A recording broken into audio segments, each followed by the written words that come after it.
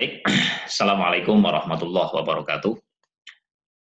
Teman-teman semua, sahabat-sahabat semua, pada kesempatan kali ini kita akan ketemu lagi dalam kelanjutan mata kuliah hukum pidana khusus terkait dengan tindak pidana hak asasi manusia, gitu ya. Kemarin kita sudah bahas tentang pengadilan HAM, tentang hak asasi manusia itu sendiri. Sekarang kita akan bahas tentang pengadilan hak asasi manusia, ya. Melanjutkan dari yang kemarin.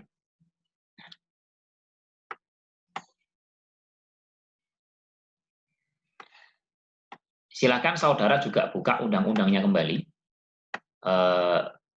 Bagaimana tentang pengadilan hak asasi manusia ini. Teman-teman semua, kita akan membahas tentang pengadilan HAM. Jadi kemarin sudah kita bahas juga bahwa hak asasi manusia itu dibagi jadi dua, yaitu dirigible right and non-dirigible right. Contohnya adalah hak berbicara, hak berpendapat, hak berorganisasi, itu dirigible right, yaitu HAM yang memang dapat dibatasi, gitu ya. Kalau yang kedua itu non-dirigible right, yaitu hak yang tidak dapat dibatasi sama sekali. Hak kebebasan beragama, hak beribadah, dan hak hidup. Ya. Nah, penghargaan dan penghormatan HAM dengan perlindungan hukum di Indonesia itu apa saja? Dengan perlindungan hukum, maka jelas kita akan melihat bahwa negara Indonesia itu adalah negara hukum, yaitu Rechtsstaat. Bukan negara yang berdasarkan atas kekuasaan belaka atau masta. Menurut Julius Stahl, ciri negara hukum itu adalah pembagian kekuasaan, perlindungan HAM, dan pemerintahan berdasarkan undang-undang dasar. Sehingga memang penghargaan dan penghormatan HAM harus dilakukan dengan perlindungan hukum. Nah, sekarang kalau di Indonesia, pengaturan hak asasi manusia itu ada di Undang-Undang Dasar 1945, di dalam pasal 27 sampai 34 ada TAP MPR tentang hak asasi manusia, ada Undang-Undang Nomor 39 tahun 99 tentang HAM, dan Undang-Undang Nomor 26 tahun 2000 tentang Pengadilan HAM. Ini kemarin juga sudah kita bahas. Oke, kita akan lanjut ke Pengadilan HAM. Dibentuk itu untuk apa sih? Dibentuk Pengadilan HAM itu dibentuk atas apa namanya ini?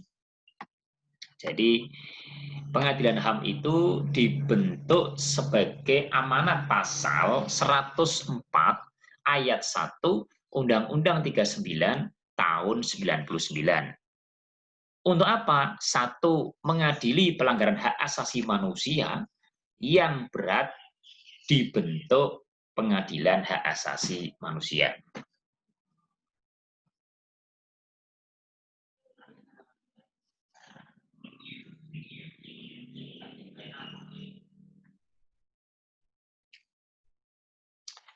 Ya, mohon maaf. Jadi untuk mengadili pelanggaran hak asasi manusia itu dibentuk Pengadilan Hak Asasi Manusia dalam lingkungan peradilan umum. Lingkup kewenangannya apa saja? Ya ini memeriksa dan memutus perkara pelanggaran hak asasi manusia yang berat, pasal 44, memeriksa dan memutus perkara pelanggaran HAM yang berat yang dilakukan di luar batas teritorial wilayah negara Republik Indonesia oleh warga negara Indonesia. Ini berarti kan kalau dalam hukum pidana itu namanya asas apa? Asas personal. Nah, jadi hukum pidana itu mengikuti. Tapi tidak berwenang memeriksa dan memutus perkara pelanggaran HAM yang berat yang dilakukan oleh seseorang yang berumur di bawah 18 tahun pada saat kejahatan dilakukan. Oke. Gitu ya. Ini sejalan dengan pasal 26 Rome Statute atau Statuta Roma. The court shall have no jurisdiction over any person who was under the age of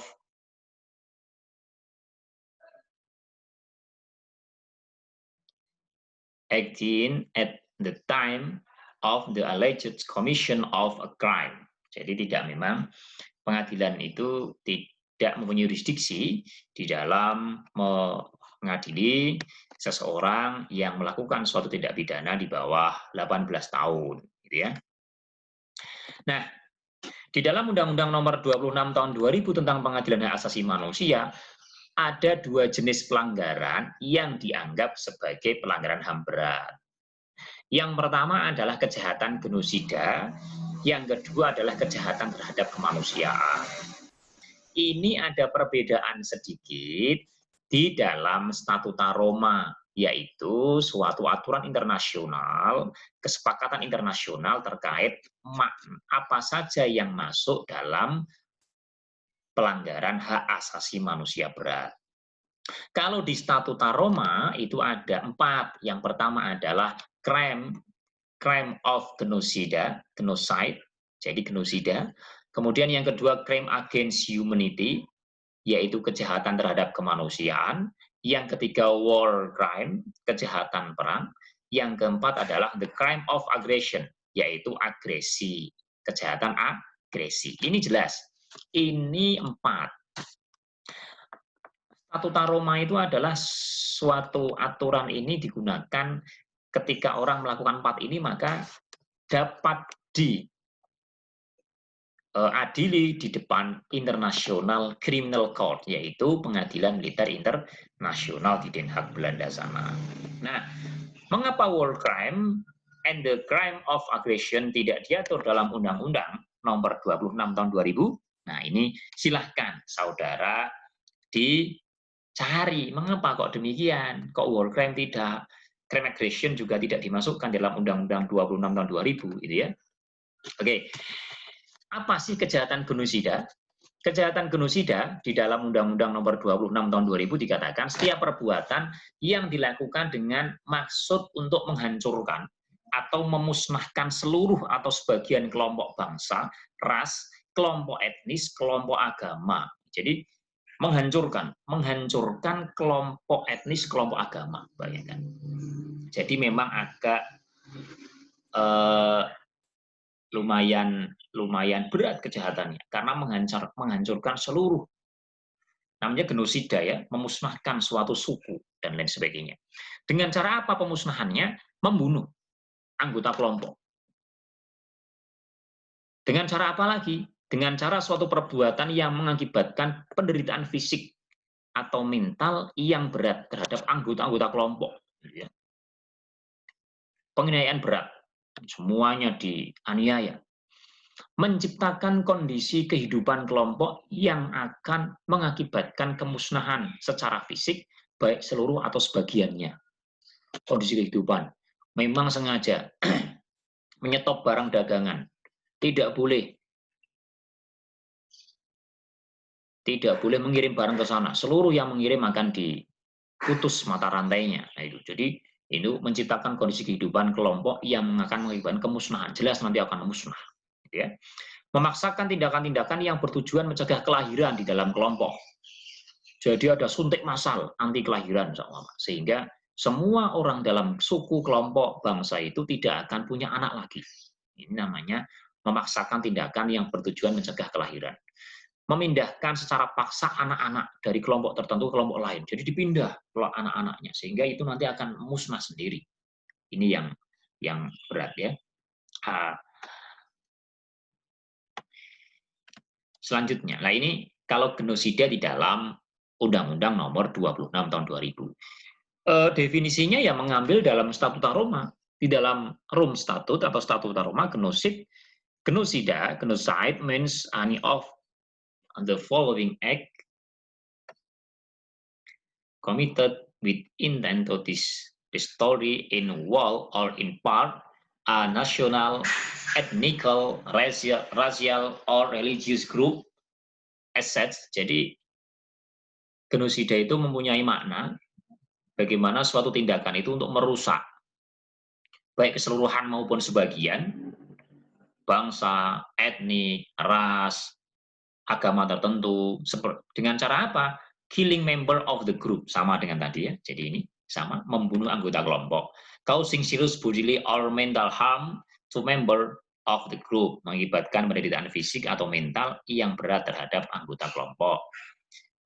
Sampai ke bawah, forcibly transferring children of the group to another group, memindahkan secara paksa anak-anak dari memindahkan secara paksa anak-anak dari kelompok tertentu kelompok yang lain. Jadi ini terjemahan memang kita ikuti. Itu genosida. Ini jelas ya.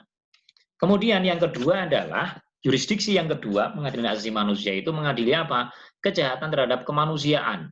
Ini apa itu? Kejahatan terhadap kemanusiaan adalah salah satu perbuatan yang dilakukan sebagai bagian dari serangan yang meluas atau sistematik. Yang diketahuinya bahwa serangan tersebut ditujukan secara langsung terhadap penduduk sipil berupa apa? Pembunuhan, pemusnahan, perbudakan, pengusiran, atau pemindahan penduduk secara paksa.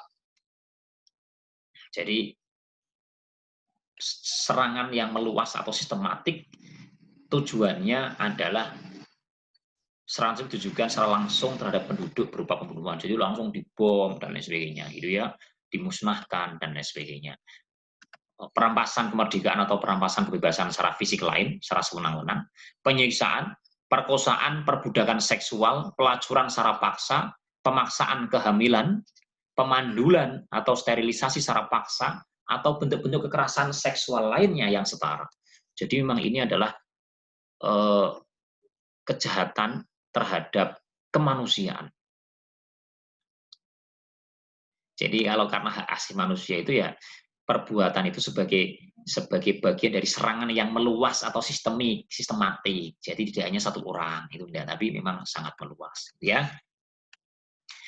Ada lagi penganiayaan terhadap suatu kelompok tertentu atau perkumpulan yang didasari persamaan paham politik, ras, kebangsaan, etnis, budaya, agama, jenis kelamin, dan alasan lain yang diakui secara universal sebagai hal yang dilarang menurut hukum internasional. Penghilangan orang secara paksa, dan kejahatan apartheid. Apartheid itu apa? Ya, dulu ini di Afrika Selatan, berdasarkan ras kulit. Ini sedang ramai juga di Amerika Serikat ya. Ya mudah-mudahan segera selesai dan tidak meluas ke seluruh dunia. Oleh karena itu yang dianggap melakukan pelanggaran hak asasi manusia ya segera ditindak sesuai dengan hukum yang benar. Tentunya yang benar ya. Kita juga tidak tahu apa yang sebenarnya terjadi, tapi jelas ini sudah meresahkan seluruh kelompok masyarakat bagaimana kejahatan-kejahatan terhadap ras, hak asasi manusia yang berat ini harus segera diselesaikan. Karena satu sama lain biar tidak ada terjadi kecurigaan. Ini juga maknanya sama, diambil juga dari Rome Statute atau Statuta Roma. Crime against humanity means any of the following act when committed as part of the spread or systemic attack directed against civilian population with knowledge of the attack. Seperti apa? Caranya adalah seperti murder, extermination, ini kan sama ini, lihat, pembunuhan, pemusnahan, ini ya. Terus kemudian perbudakan, and slavery, di sini kan ada enslavement, deportation or forcible transfer or population, jadi memindahkan populasi, imprisonment of the civil, jadi kemerdekaan, ya, perampasan kemerdekaan,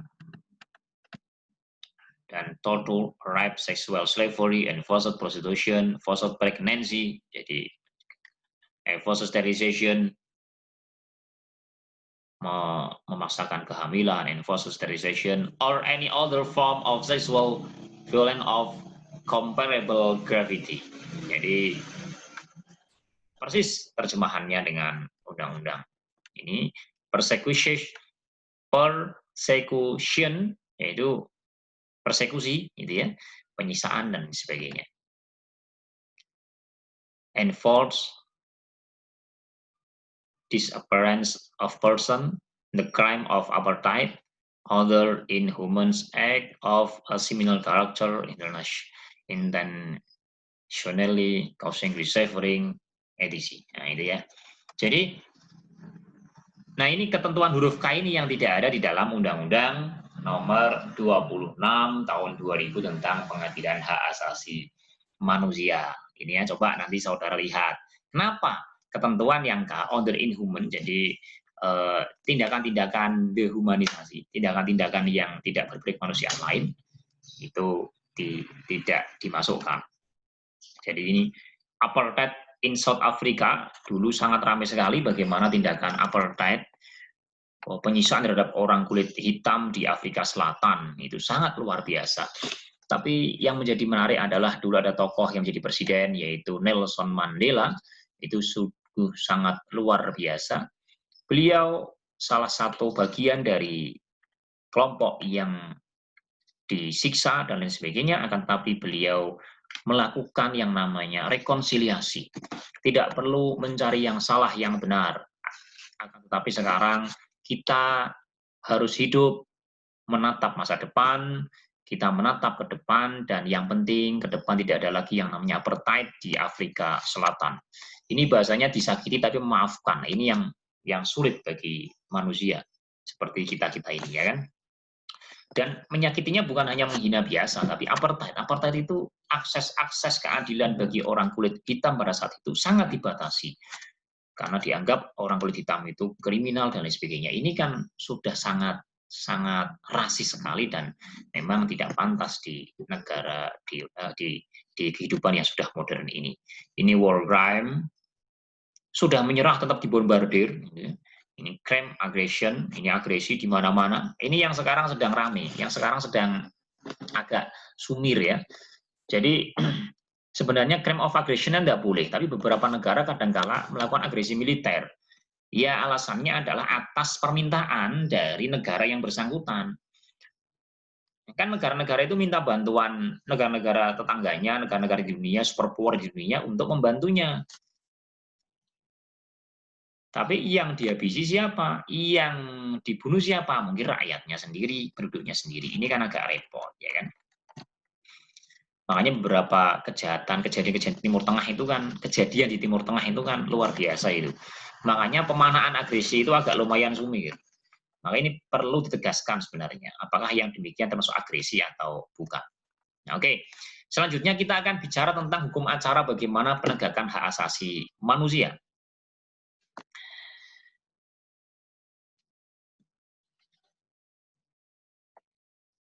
Hukum acara, ini kalau kita bicara tentang penangkapan, maka Jaksa Agung sebagai penyidik berwenang melakukan penangkapan untuk kepentingan penyidikan terhadap seorang yang diduga keras melakukan suatu pelanggaran. Jadi ini nanti akan saya bagi PowerPoint-nya, silakan dibaca. Ya kan, saya akan masuk. Ini ada penahanan tahap penyidikan, juga ada penahanan tahap penyidikan. Itu kepentingan penyidikan dapat dilakukan paling lama 90 hari. Dapat diperpanjang lagi 90 hari lagi. Coba saudara bandingkan dengan KUHP. Kalau tahap penyidikan itu berapa penahanannya. Terus tahap penuntutan dapat dilakukan paling lama 30 hari, diperpanjang paling lama 20 hari. Coba saudara dilihat di dalam KUHP seperti apa. Pemeriksaan pengadilan juga sama. Penahanannya 90 hari, diperpanjang 30 hari. Saudara bandingkan juga dengan KUHP. Tahap banding, tahap kasasi. Ini ya. Oke, jadi ini kita bisa melihat, nanti akan saya kirimkan ke saudara ini semuanya. Sekarang kita akan masuk ke kompensasi, restitusi, dan rehabilitasi. Di dalam Undang-Undang Pengadilan Hak Asasi Manusia dikenal kompensasi, restitusi, dan rehabilitasi. Pasal 35 ayat 1. Setiap korban pelanggaran hak asasi manusia yang berat dan atau ahli warisnya dapat mengajukan kompensasi, restitusi, atau rehabilitasi. Apa itu kompensasi? Kalau kompensasi itu diberikan oleh negara kepada korban. Kalau restitusi, ganti rugi yang diberikan oleh tersangka kepada korban atau ahli warisnya.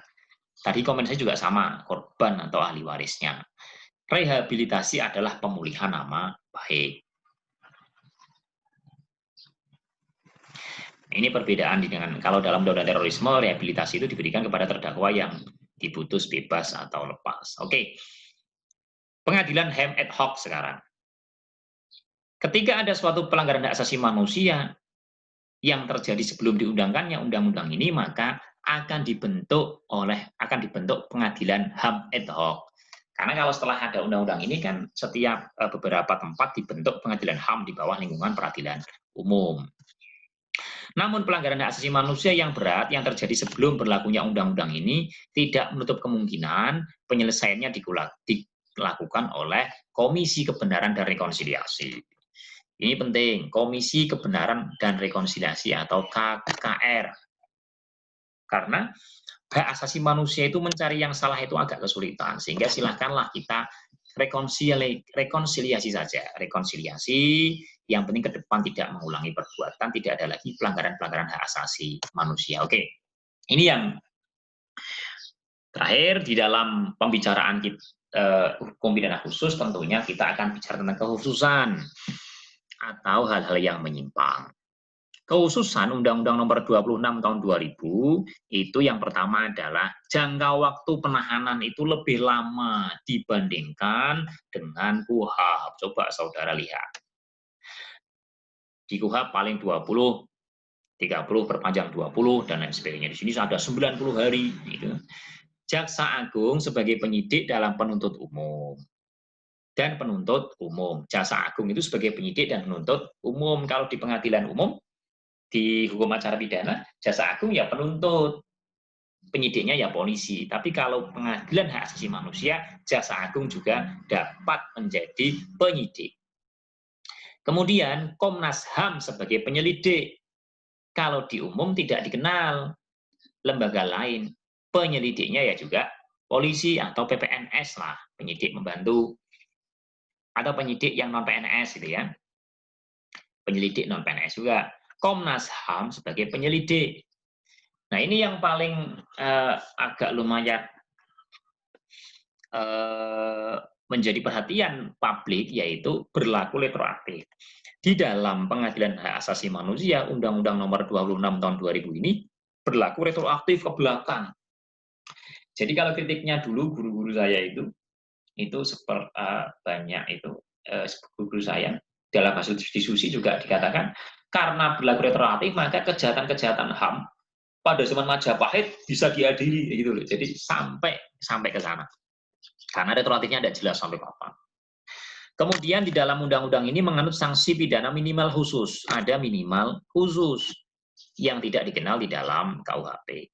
Yang keenam menganut pidana penjara maksimal khusus 25 tahun. Bayangkan. Bandingkan dengan maksimal umum pidana penjara. Di dalam maksimal umum pidana penjara itu hanya 20 tahun. Itu pun sudah pemberatan, aslinya 15, diperberat menjadi 20 tahun. Tapi di Undang-Undang Asasi Manusia itu menyimpangi sampai 25 tahun. Apakah boleh menyimpang begitu, Pak? Kan boleh. Saudara belajar di awal-awal itu kan pasal 103. Apabila di undang-undang di luar KUHP itu mengatur sendiri, maka dipakai undang-undang di luar KUHP. Kan demikian, toh? Oke. Percobaan, perbuatan jahat, atau pembantuan untuk melakukan pelanggaran sebagaimana dimaksud dalam pasal 8 atau pasal 9 dipidana dengan pidana yang sama. Ada pertanggungjawaban komando, lah ini yang membedakan. Jadi komandannya juga ikut bertanggung jawab.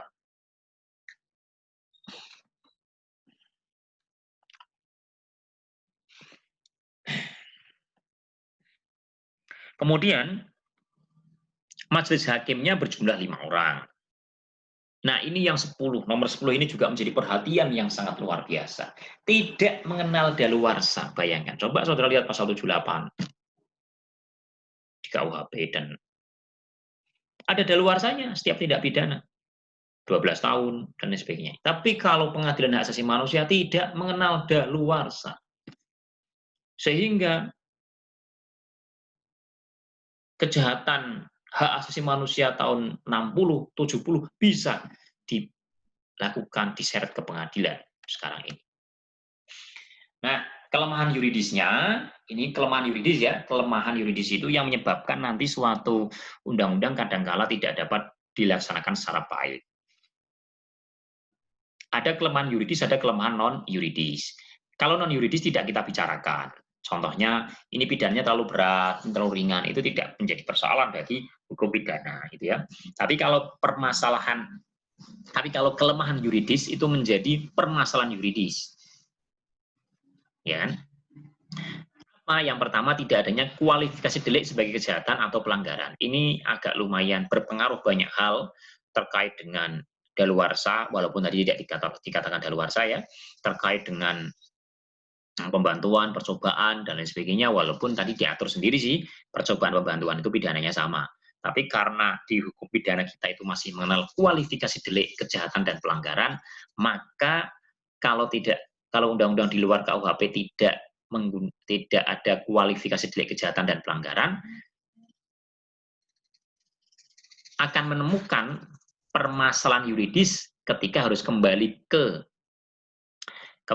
buku 1 KUHP, dan di sana tidak dan ketika kembali tidak diterima karena pengaturannya berbeda, sama begitu. Karena pengaturannya ada sedikit miss. Untungnya di sini ada pembantuan di pidana sama. Coba kalau tidak diatur, otomatis harusnya kembali ke sana. Nah, untuk kembali ke sana itu ada dua kemungkinan. Kalau kejahatan dikurangi sepertiga, kalau pelanggaran tidak dipidana. Lah kalau tidak ada kualifikasi delik kejahatan pelanggarannya, kembalinya kemana? Ke yang dipidana kejahatan atau yang pelanggaran yang tidak dipidana. Agak lumayan repot, walaupun di sini sudah diatur.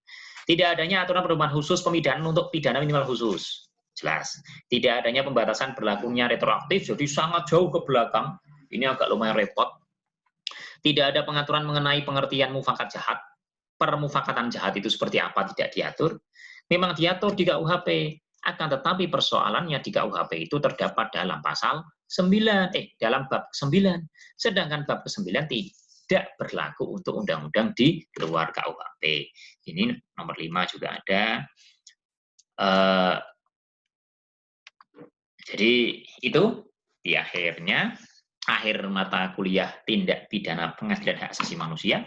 Kalau sudah sampai di sini berarti kita sudah selesai materinya ini. Harusnya akan saya tambahi beberapa tindak pidana lain seperti tindak pidana ITE, kemudian tindak pidana yang terkait dengan pornografi, yang terkait dengan KDRT dan lain sebagainya.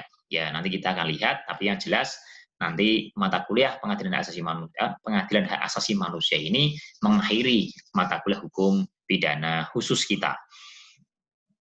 Saya harap saudara semua dari awal mata kuliah dari tindak pidana korupsi sampai money laundering, kemudian terorisme, dan sampai hak asasi manusia ini dijadikan pedoman.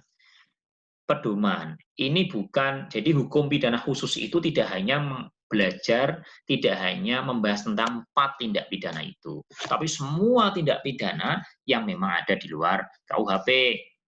Oleh karena itu, metodenya sama. Saudara tahu apa itu pengertian tindak pidananya, kemudian tahu unsur-unsur deliknya seperti apa, kemudian tahu kekhususan atau penyimpangannya bagaimana, seperti apa.